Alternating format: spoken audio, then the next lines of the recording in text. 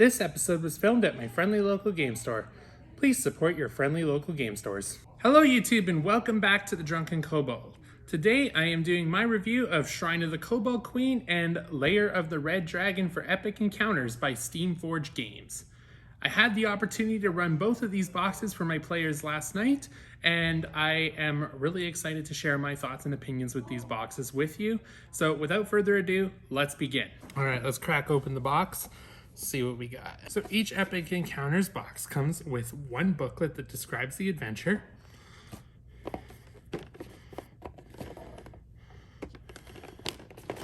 a double-sided battle map that opens up and is described inside the adventure, as I will demonstrate, and a variety of beautifully sculpted but unpainted miniatures. There are 20 miniatures in this box with 9 unique figures total.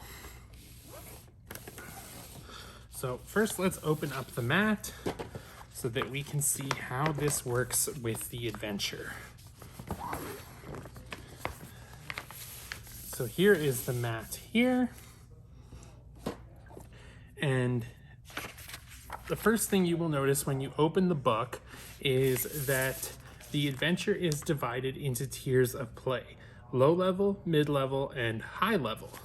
This particular box is designed for low level play, but can be adjusted with the contents in the box for mid level play. If you want to adjust it for high level play, you will need a second box to get more miniatures. The artwork in the book is absolutely stunning and extremely well done, but not as detail oriented as the battle maps, for instance.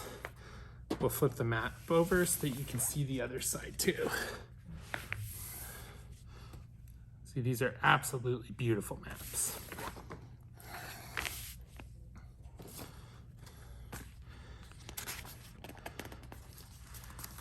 There are adventure hooks for you to be able to start your adventure with, or you can craft your own. It is up to you.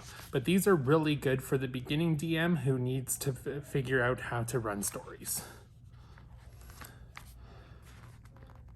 A little bit of lore involving the encampment and the details of the encampment. And a map of the encampment, as well as information as to where your enemies are. Environmental encounters, descriptions of each location on the encampment that can be found on the map here.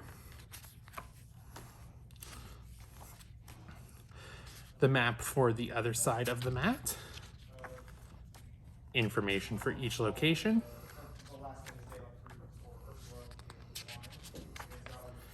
As well as stat blocks for each unique miniature.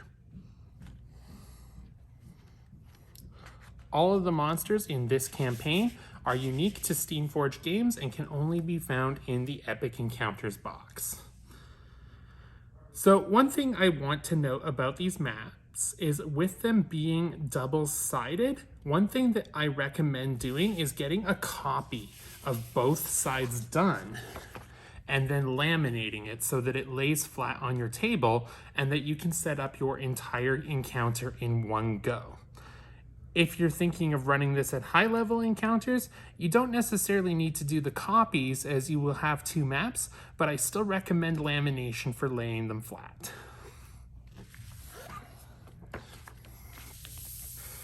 Each map has a 1-inch grid system drawn onto the map so that you can place your miniatures with ease.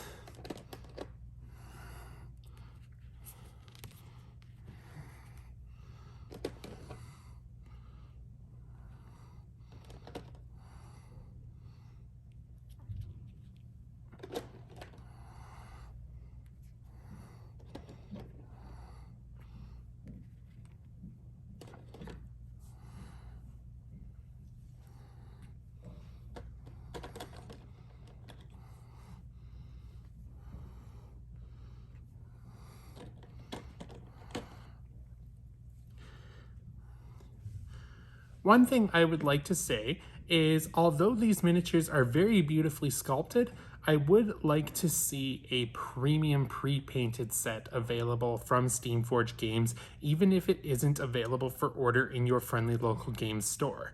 Not everybody has the time to be able to dedicate to painting these miniatures to be as beautiful as they deserve. Another thing I would like to point out is I would like it if Steamforged Games had boxes that you could purchase more of these miniatures in without buying the adventures again.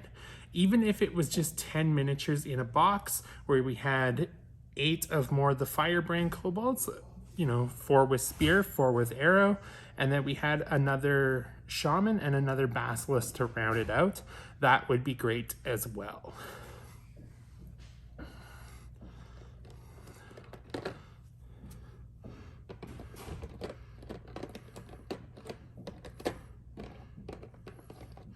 All in all, this adventure runs really well, and the monsters that were designed for this are extremely well balanced, considering that they are third-party material. All in all, Shrine of the Kobold Queen, in my books, is a solid 8 out of 10 adventure. Now let's take a look at Lair of the Red Dragon. Much like Shrine of the Kobold Queen, Lair of the Red Dragon comes with an adventure book containing your monster stats and the details of the adventure. 16 Firebrand Kobold tokens and 2 Lava Pool tokens to use as terrain. A double-sided battle map. And an ancient red dragon miniature that does require some assembly. You will notice that along the wings where it is assembled, the seam is a little rough. This is because this plastic is very rigid and does not have any give for assembly. So I don't know if this is just a problem with my miniature or one across the line, but it does not fit absolutely perfect. For assembly, I recommend some glue and some green stuff from Army Painter. Note, once this is assembled, it does not fit back in the box and will need to be transported separately. In terms of the adventure, much like Shrine of the Kobold Queen, this is divided into tiers of play. Lower level, mid-level, and high-level tiers. Unlike Shrine of the Kobold Queen, there is no recommended tier of play for this adventure. However, the dragon that does come with it is for higher level tiers. For lower level tiers, use a young dragon, and for mid-level tiers, use an adult red dragon. All 3 dragon stats can be found in this book, along with the stats for the Firebrand Kobolds.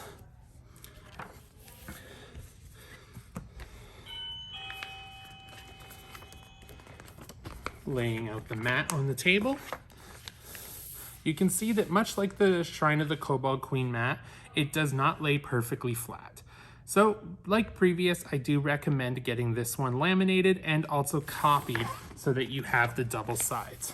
This is an adventure box that I definitely do not recommend buying 2 of, and we will get into that. For high level tiers, your ancient red dragon can go right on the mat like no problem.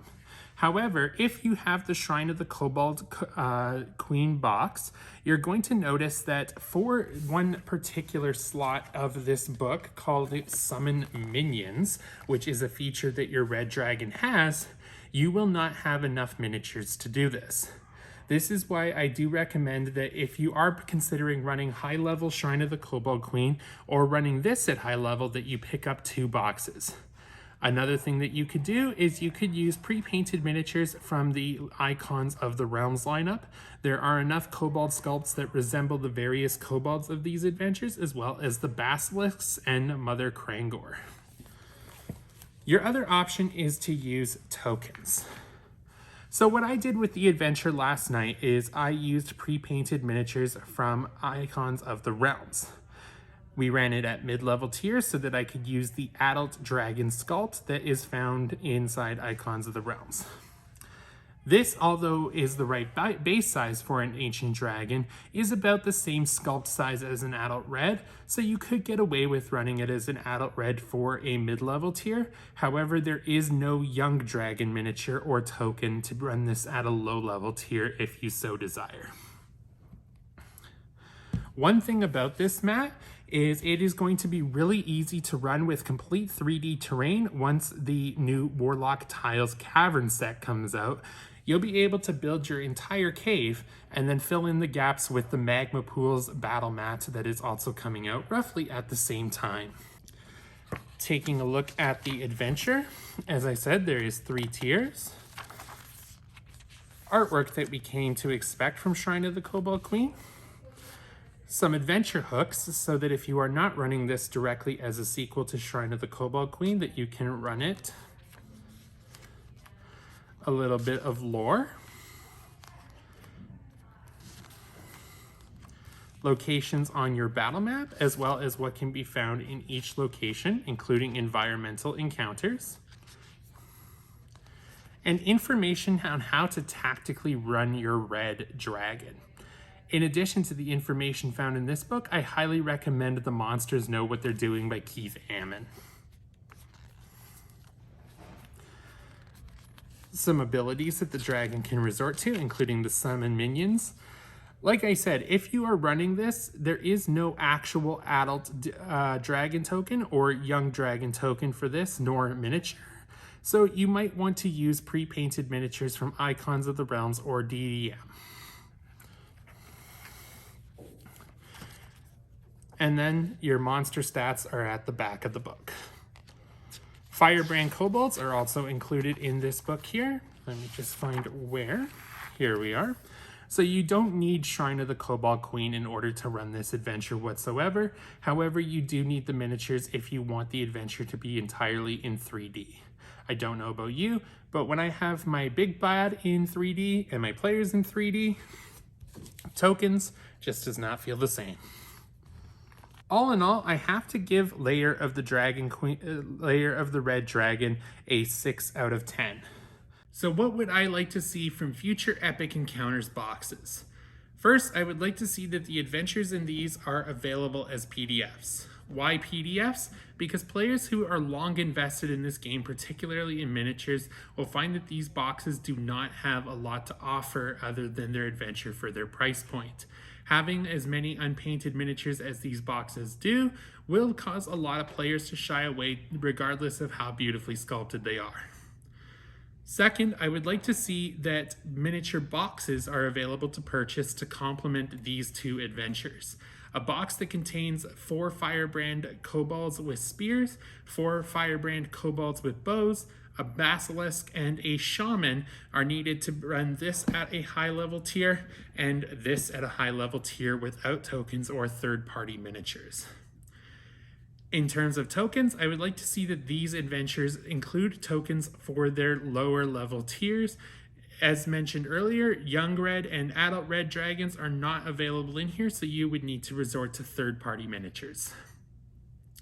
I would like to see a pre-painted variant available for sale online or at your friendly local game store, even if it is available only for a limited time. A lot of players do not have the time needed to dedicate to painting these miniatures completely. Well, those are my thoughts on these adventures. What do you think? Let me know in the comments down below. If you feel I deserved it, please leave a like and consider subscribing. In the meantime, cheers and may the rolls be with you.